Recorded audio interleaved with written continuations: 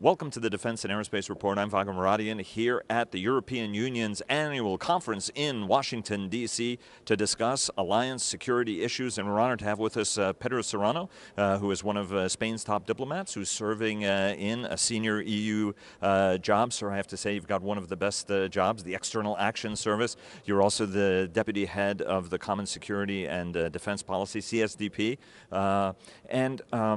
You were just on a panel discussion with the Pentagon's Todd Harvey. It was a great conversation, a lot of common ground between the United States and the EU, obviously a very close alliance still, but there are tensions. Ambassador David O'Sullivan, the EU ambassador to the United States, joked that I don't want to start off with steel and aluminum tariffs, but unfortunately I have to start there. There is a concern that folks have that given the nature of the trade challenges facing the alliance, that this will spill over to security. From your standpoint, as one of the senior-most folks in the European Union, when it comes to this issue, is there a concern, and how does the alliance avoid the contamination of trade on security, if that's possible?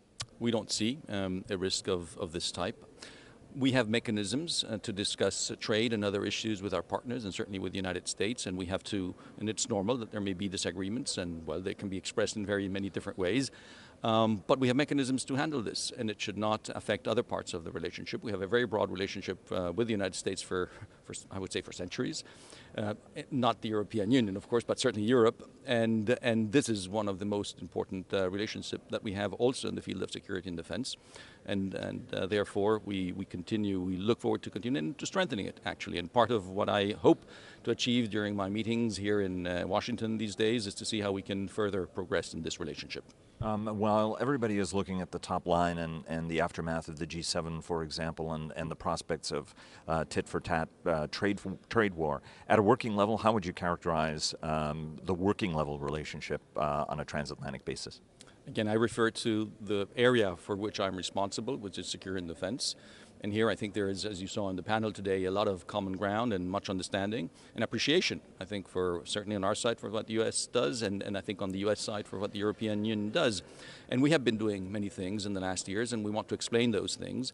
We believe that we are, as a European Union, more capable in terms of security and defense than we were 2 years ago, and we intend to continue advancing in that direction, and therefore we hope that this will also be reflected in our relations on security and defense with the United States.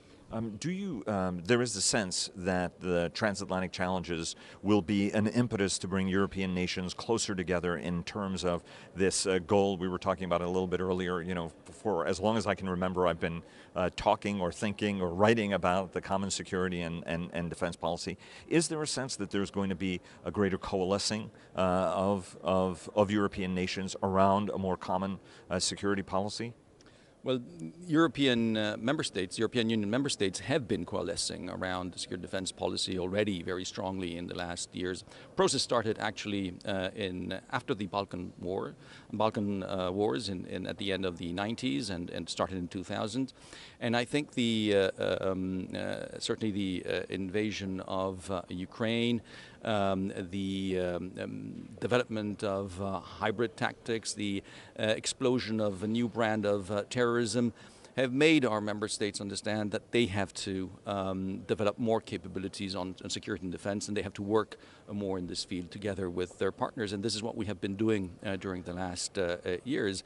And nothing has happened that will change that. There is a true internal perception within the European Union that we need to do more for ourselves and to be capable of doing it. And we are active in a number of theaters, let's say on our own in a way, essentially in Africa, also in the Mediterranean, and off the coast of Somalia. Well, on our own, not totally true, because we are always keen to work with partners, and because whatever one does, you do need partners, be it local partners or international partners with whom to carry out complex actions. The advantage of the European Union is that we have a very broad toolbox as well. That allows us really not only to deploy defense instruments properly speaking, but many issues that contribute to security and defense of our interests that are not strictly speaking security and defense. This can be development instruments, humanitarian governance instrument, and we can combine all this in a coherent manner. And I think that's, but we do need real defense capabilities, and that has been the emphasis in the last couple of years. The last 2 years have been a dramatic time, a lot of coordination between NATO, landmark agreement, July 2016, between the North Atlantic Alliance and the EU in terms of how to coordinate defense investment, defense thinking from an EU standpoint as well as from a NATO standpoint to avoid duplication, which has been a message that you've delivered repeatedly, but the entire EU leadership as well as the NATO leadership has delivered. From your standpoint, give us an update on where all of those proposals are, because there are something like 7 proposals common. You had a new sheet of measures that were commonly adopted. Bring us up to speed on where that effort lies to avoid duplication, because as you know, there are a lot of Americans who say, EU should not replicate NATO. Some of that is seen as a replication, and then, EU should focus more on internal security, cyber, and those sorts of issues. I don't think there's a duplication in what we're doing. We are active in theaters where NATO is not active, and carrying out operations of crisis management type. What we would envisage right now is operations of a battle group type that NATO is not really carrying out. And therefore, there is no duplication in the theaters where we're operating. And we can, again, bring to the theaters a range of instruments together with defense instruments that NATO cannot bring and will not bring. And then there are also actors, depending on where you're active, you may want to go through one channel or the other. And here, again, the European Union has entries and possibilities of interaction with a number of partners that provide an added value in what it is doing. But I don't see any duplication. With our crisis management structures are, again, geared for the type of operations that we do, training missions, but also some maritime missions, which we have, and which we coordinate and cooperate with NATO as well. So yes, I hear about duplication, I hear about the fears of duplication, but I don't see anything that we've done that is duplicating. And what we have done it also for the interest of the European Union, and whatever is in the interest of the European Union, we will also continue doing. Do you think that there is, with the dissolution of the Iran nuclear agreement, that was something that was a shining achievement, at least seen from a European standpoint, certainly from an EU standpoint, Federica Mogherini playing a critical role shoulder to shoulder with the US Secretary of State and other world leaders to craft this multi-party agreement. What's the way forward on this, given that that was something that was seen as such an important achievement from a European perspective and the latest of a series of setbacks on a transatlantic basis in terms of what would be considered sort of core EU interests, but also now the interests of a new American administration? Well, you've heard all our leadership express themselves on the JCPOA, and I think we continue believing it is a vital agreement that will deliver greater security, and nothing has happened that will make us change that position. And therefore, there's I'm not directly responsible for this file. I'm sorry to say this on camera, but therefore, yes, there are discussions ongoing, and we do hope that it will remain as a piece that brings greater stability to the Middle East, because it is quite irreplaceable. And let me give you one last question. From a threats perspective, obviously everybody understands the challenge with Russia. But increasingly, when I visit Europe and talk to senior European officials, there is a concern about China and China's levels of investment and the role that it plays in European security. Talk to us a little bit about sort of the common thinking that's going into thinking about China as, an important economic partner, but also a potential security challenge. China is a key partner of the European Union in many fields, and we work together with China. Of course, there are areas where we don't agree fully, but this is normal also between partners. And we will continue discussing those matters with China. And we believe that we can reach good understandings, and we have reached good understandings and a good relationship with China. I think China is a reality. It's one of the most important world powers, and it is important that we have a good and healthy relationship with them. Is there any concern for you, one last question, that the departure of the UK from the EU, Brexit is going, even though I think it's going to be a protracted process as we agree with a holding period in between there, but there are those who support a strong EU but are concerned for the future of the EU. If you look at some of the challenges posed by EU members, Hungary and Poland, there is tensions with the EU. You have a new Italian government that's taking a slightly different approach, perhaps slightly more confrontational with Brussels.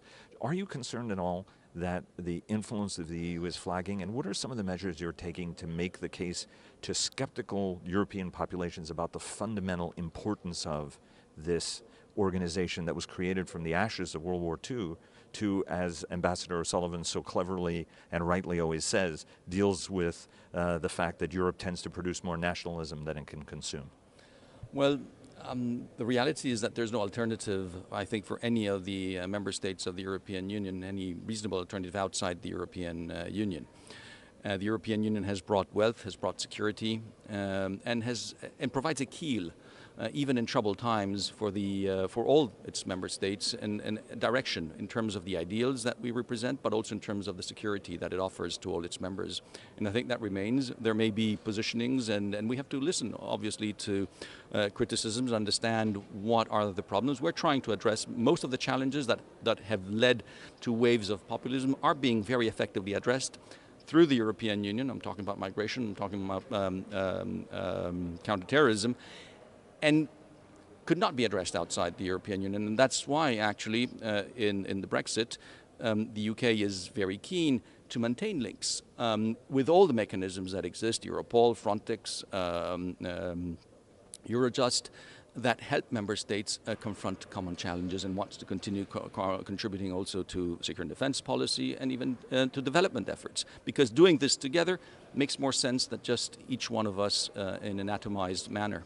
So I believe that the answer continues to lie within the European Union. We have to explain this.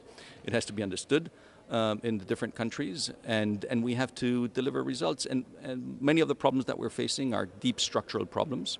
They will not disappear quickly, but we are building mechanisms that are helping us cope with them and addressing long-term issues as well. And this we can only do really effectively if we do it jointly. And the biggest security, top three security challenges you think Europe faces, what are the top three that the EU and the EU nations face? Well, the ones that are all the time being indicated is obviously the fight against terrorism. It's a fight against organized crime as well. And in reality, it's the destabilization of nations close to the European Union that can then, through terrorism, through organized crime, also affect security within the European Union. But the fragile nations and nations that are changing and that are evolving is something that we need to address seriously to help, in first place, the countries that are suffering and the societies and population that are suffering those conditions, but then ultimately also for our own security. Sir, Pedro Serrano of the European Union. Sir, thanks very much. It was a Your pleasure. pleasure. I only wish we had some more time. Thank you, sir. Thank you so much. My pleasure. Thank you.